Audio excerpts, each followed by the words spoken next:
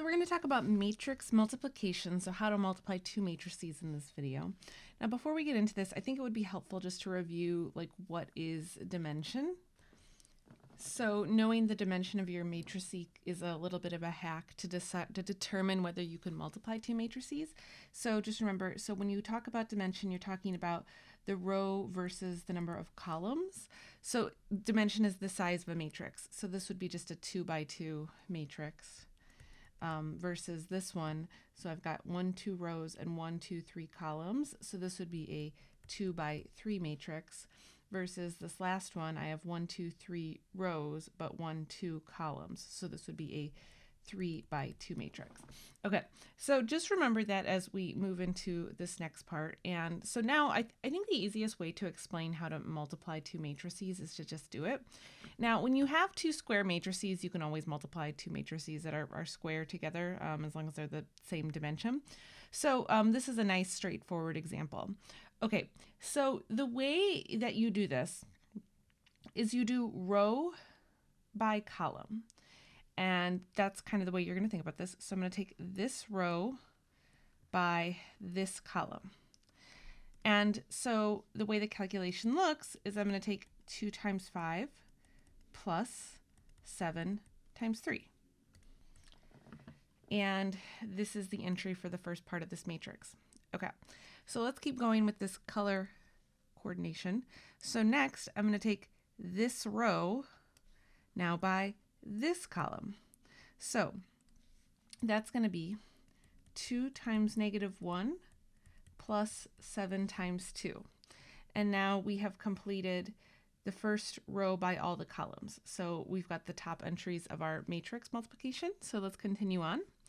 And now I'm going to move to this row, and I'm going to repeat the process. This row by this column. So that's going to be -4 times 5 plus 3 times 3. And then if you're following the pattern, you probably can guess, now we're going to take this row by the last column. And so that calculation is going to be -4 times -1 plus 3 times 2. And so all of this makes a new matrix. And so then it's just a matter of finishing the math. So this will be 31. Let's see, this will be -2 plus 14, so that's going to be 12. This will be -20 plus 9, so that will be -11. And then 4 plus 6, which is 10. Okay, and so there you go. So there is the result of our matrix multiplication. So it's a very different process than anything you've seen from before, I guess. Now, where this can get a little more complicated is when you have matrices of different dimensions. And there's a little hack for this. So this matrix, remember, goes row by column. So this matrix is a 2 by 3 matrix, and this matrix is a 3 by 2 matrix. So one hack for this is as long as these two numbers are the same, you can multiply them. So there's one trick. Now, I actually think it's somewhat obvious, though, whether you can or can't multiply, because when you do this, you need to have enough entries in the row and in the column to multiply them together. So in a little bit, I will show you an example where this doesn't work out, and then it's actually pretty obvious that you can't multiply them together. Okay, so let's do this. Let's start this together. So in this case, so I'm going to have 1 times 1 plus 2 times 1 plus 3 times 7. And so that's now this row by this column. So now what do? Now I take this row by what? By this column, right? So I'm going to take this row by this column. So that's going to be 1 times -2 plus 2 times 0 plus 3 times 2. And we're done with that one. Now we move down here. So I'm going to take this row by the first column.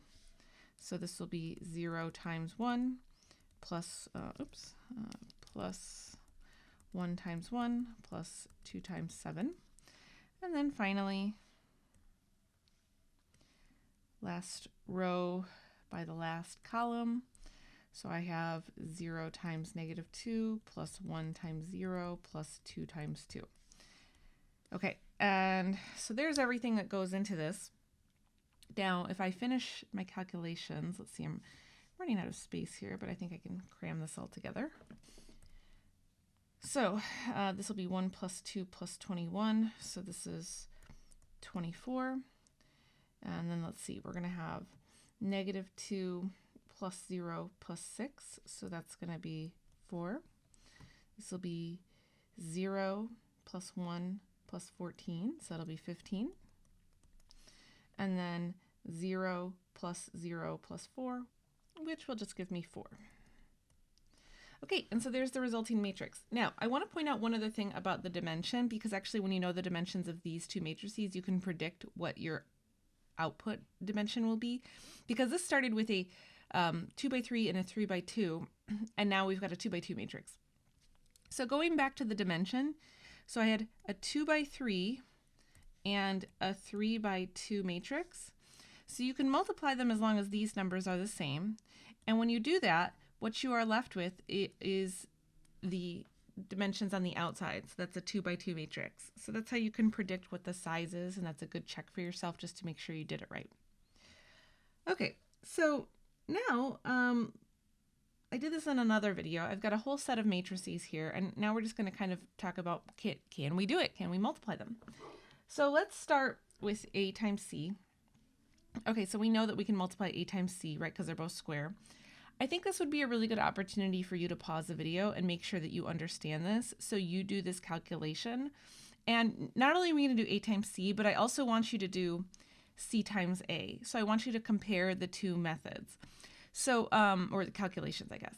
So why don't you pause the video here and just remember, math is not a spectator sport, and give it a try, and then hit play when you think you've got it. Okay, so let's see. I have A times C. Oops, let me get my... Okay, so 3, 2, 1, 8,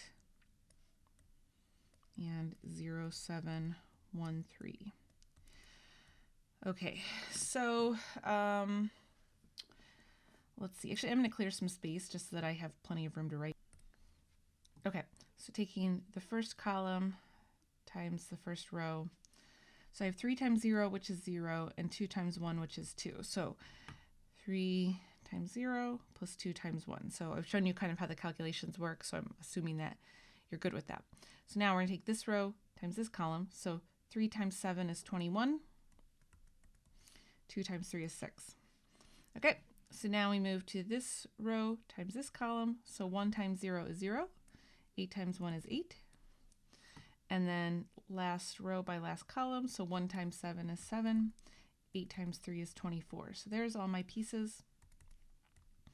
So let's see, I get 2, 27, 8, and 31.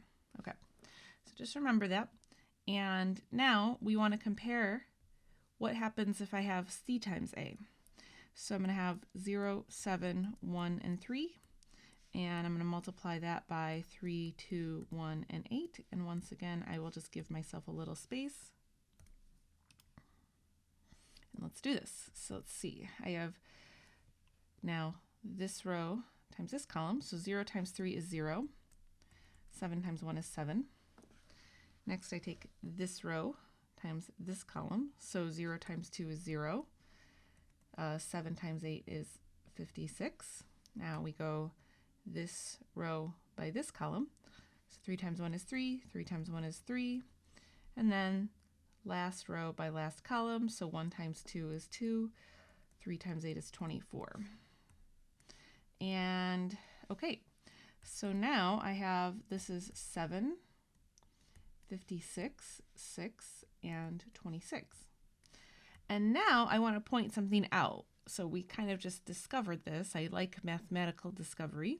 So when I did AC, I had 2, 27, 8, and 21, or 31. And when I did CA, 7, 56, 6, and 26. So this is interesting because normally, you know, when you have like regular numbers, right? If you have like 7 times 8, that's the same as 8 times 7. So it doesn't matter the order that you multiply in. And matrices are a whole other land of numbers, okay? because if I take C times A and A times C, the order actually does matter and you can get different results. So in general, matrix multiplication is not commutative. That's the term. A times B does not equal B times A. So there are a few properties with matrix multiplication of like what kind of multiplicative properties do exist. So you can't commute matrices, but you can, as long as you keep the order intact, you can multiply in any order that you want. So if I have A, B, and C are matrices, I can do A times B first and then multiply by C, or I could do B times C first and then multiply by A. But notice that you have to keep the order intact. I can distribute technically with my matrices. So if I have A times B plus C, so remember these are all matrices, you have the option of adding first and then multiplying, or you can technically multiply A by each matrix and then add, and that goes both ways. But notice, I want you just to notice how we state the order of things. So I have A times B plus C. This is AB plus AC. Okay, but notice now in the second property, B plus C times A. So notice the B came first, and I respected that in the distribution. Normally, when you see a property like this in a math book, you see it in alphabetical order, but with matrices, we can't do that. AB and BA are two different things, so I have to respect the order. If this is on the left, then when I multiply it out, it stays on the left. So this is a super important thing to remember with matrices. It's like one of the things that make them very different from just, regular multiplication. Okay, so now what I want to do is I just want to do a few more exercises now that we know some of these properties. So let's take B times C. Why don't you pause for a moment, you give it a try, and hit play when you're ready. Okay, so B times C, so if I write this out, here's my B, here's my C. So we haven't seen an example of this, but we've talked about it. If I take this row times this column, we run into an issue. I have more row entries than I have column entries, and so I wanted to give you some space to think about this. Hopefully you did. We can't do this. This is not possible. And so that's it. We're done. So that's all you got to do. So like I said, I think it's kind of obvious when you can't multiply them together, just because you like run out of entries to multiply together. All right, so next let's take E times D. So I recommend that you pause here, you give this a try, and then you hit play when you think you've got it. Okay, so I'm going to write these out. 7, 2, 1, 1, 0, 0, and then 2, 3, 1, 2, 1, and 0. And I'll clear a little space. And okay, so now this row times this column. So the way that that's going to look, I have 7 times 2, which is 14, 2 times 1, which is 2, and 1 times 1, which is 1. Then I have this row times this column. So 7 times 3 is 21, 2 times 2 is 4, 1 times 0 is 0. This row times this column, 1 times 2 is 2, 0 times 1 is 0, 0 times 1 is 0. And then finally, this row times this column, 1 times 3 is 3, 0 times 2 is 0, 0 times 0 is 0. So there's all the work that went into my matrix. And so let's see, this will be 17, 25, 2, and 3. Last one. So again, I highly recommend that you pause, give it a go, and then hit play when you think you've got it. Okay, so I'm going to have 0, 7, 1, and 3 times 7, 7, 2, 1, 0, 4, 1. So I'll clear some space. Okay, so I'll take this row times this column. So I'm going to have 0 times 7, which is 0, and 7 times 0, which is 0. I'm going to have this row times the next column. So 0 times 2 is 0. 7 times 4 is 28. This row times the last column. 0 times 1 is 0. 7 times 1 is 7. And now I move to the next row. This row times this column. 1 times 7 is 7. 3 times 0 is 0. Moving on. This row times this column. 1 times 2 is 2. 3 times 4 is 12. And then 1 times 3, or 1 and 3 times 1 and 1. So this will just come out to 1 plus 3.